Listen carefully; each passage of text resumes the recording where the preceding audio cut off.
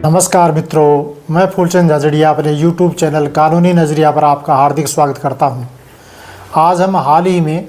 Honourable supreme court के एक judgement के आधार पर ये चर्चा करेंगे कि किसी ज़मीन जायदाद के खरीद फरोख्त के समय 2 लाख रुपए या उससे अधिक की नकद राशि का जब लेन देन होता है तो उसके किस प्रकार के प्रभाव होते हैं और कौन सी सावधानी रखनी आवश्यक होती है। तो इस मामले में एक अपंजीकृत विक्रय विलेख यानी कि ऐसा सेल एग्रीमेंट जो सेल डीड के रूप में रजिस्टर्ड नहीं था, उसके आधार पर एक मुकदमा हुआ, उसके आधार पर एक वाद दायर किया गया और ये दावा किया कि 9 करोड़ रुपए में कोई संपत्ति खरीदने का अनुबंध हुआ, जिनमें से 75 लाख रुपए नकद अग्रिम राशि के रूप में दिए गए थे। तो ऑनरेबल सुप्रीम कोर्ट के समक्ष जब ये मामला गया तो उन्होंने 75 लाख रुपए नकद देने की बात को देख करके बहुत ही आश्चर्य किया और इसे गंभीरता से लिया और कहा कि ऐसा लेन देन तो आयकर अधिनियम की धारा 269 ST के प्रावधान का स्पष्ट उल्लंघन है और ऐसा करने पर आयकर अधिनियम 1961 की धारा 271 DA के विधिक प्रावधान के तहत उसी राशि के बराबर, समान राशि के बराबर दंड का प्रावधान है। तो ऑनरेबल सुप्रीम कोर्ट ने 2 लाख रुपए अथवा 2 लाख रुपए से अधिक का नकद यदि किसी संपत्ति के खरीद बेचान में लेन देन हुआ है तो उसके संबंध में कुछ दिशा निर्देश जारी किए हैं। आज हम उन दिशा निर्देश के बारे में चर्चा कर रहे हैं। पहला दिशा निर्देश ये जारी किया गया कि किसी भी न्यायालय के समक्ष कोई भी संपत्ति के खरीद बेचान लेन देन के बारे में कोई ऐसा दस्तावेज सामने आता है जिसमें ये उल्लेख हो कि 2 लाख रुपए अथवा 2 लाख रुपए से अधिक की राशि का लेन देन नकद हुआ है तो वह न्यायालय आवश्यक रूप से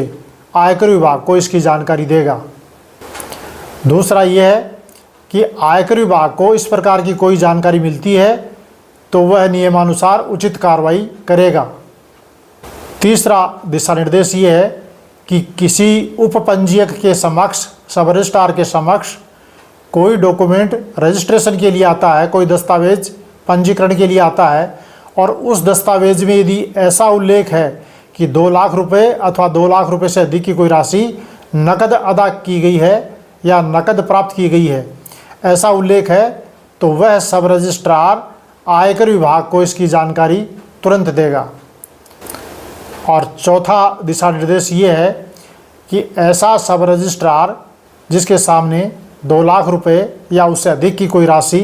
नकद लेन देन का दस्तावेज में उल्लेख है और उसके बावजूद वह आयकर विभाग को उसकी सूचना नहीं देता है तो उस सब रजिस्ट्रार के विरुद्ध अनुशासनात्मक कार्रवाई की जाएगी, उसके खिलाफ डिपार्टमेंटल कार्रवाई की जाएगी और एक्शन लिया जाएगा। ऑनरेबल सुप्रीम कोर्ट ने इस आदेश की प्रति राज्यों के उच्च न्यायालयों के रजिस्ट्रार जनरल को भेजे जाने का निर्देश दिया है और सभी राज्यों के मुख्य सचिव को निर्णय की प्रति भेजने का आदेश दिया है और आयकर विभाग के प्रधान मुख्य आयुक्त को इस निर्णय की कॉपी भेजने का आदेश दिया है। ऐसा आदेश रजिस्ट्रार जुडिशियल को दिया गया है कि वो इन सभी को आवश्यक कार्रवाई हेतु इस निर्णय की कॉपी भेजें। तो मैं आशा करता हूँ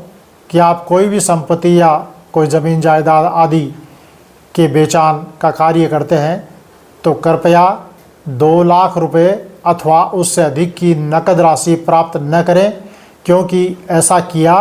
तो उस राशि के बराबर राशि का दंड वसूलने का आयकर विभाग को अधिकार है और यह दंड उस व्यक्ति से वसूला जाएगा जो राशि प्राप्त करेगा। तो ऐसे नकद राशि प्राप्त करने से बचें और नियमों के अनुसार ही लेन देन करें और डिजिटल लेन देन और ऑनलाइन लेन देन को बढ़ावा दिए जाने के लिए ये कानून बनाया गया है। आपको वीडियो अच्छा लगा हो तो आप इसे लाइक कीजिए, सब्सक्राइब कीजिए और शेयर कीजिए। आपका बहुत बहुत धन्यवाद। नमस्कार।